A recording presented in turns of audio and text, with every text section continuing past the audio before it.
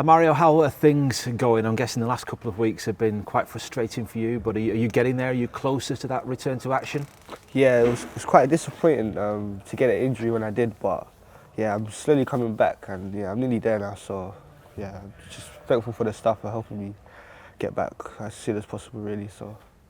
In that respect, has the international break kind of come at a good time for you to sort of get yourself that bit closer to returning?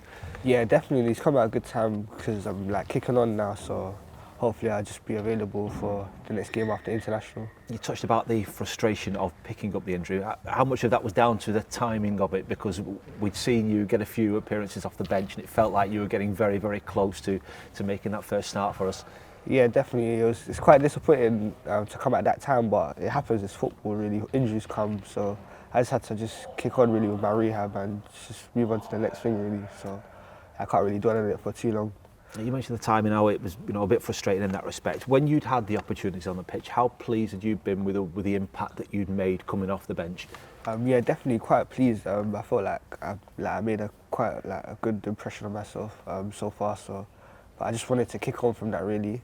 And yeah, just go from there. Did it give us a glimpse of what you're about? I think we can see you're a direct player, you want to drive at people, you want to make things happen in that final third. In those little cameos, did the supporters in particular get a good idea of what you're all about? Yeah, I'd like to think so. I think I've got more coming for myself, but yeah, definitely I'd like to think I've set a good first impression, and I just want to kick on from that and show what I can do, really.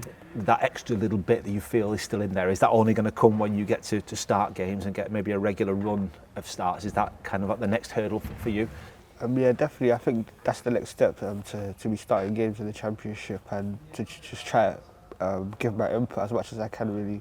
Just give us an idea generally, how have you settled into life at this football club? It's quite a big move for a young man, sort of moving away from your home, friends and family. What's it been like having to deal with that as well as the challenge on the football pitch? Yeah, I found it quite good because the staff and the players are very helpful. They've been very supportive, always asking me how I'm getting on, if I need help with this, help with that. So they've been very helpful and I'm grateful for that. So I feel like I've settled quite well, quite smoothly. How good a sort of life experience is this move for you? I guess football is the main thing. You want to help progress your career and develop as a footballer, but do you feel there's another side to this move for you in terms of taking you outside of your comfort zone a little bit? Yeah, definitely. I think because I'm living by myself now, so yeah, it's definitely a big life change as well. So, but I feel like I'm dealing with it quite well. So I just it doesn't really faze me, to be honest. Yeah. Have you found living by yourself then? What's the biggest bonus to it all and what's been the most challenging bit of that?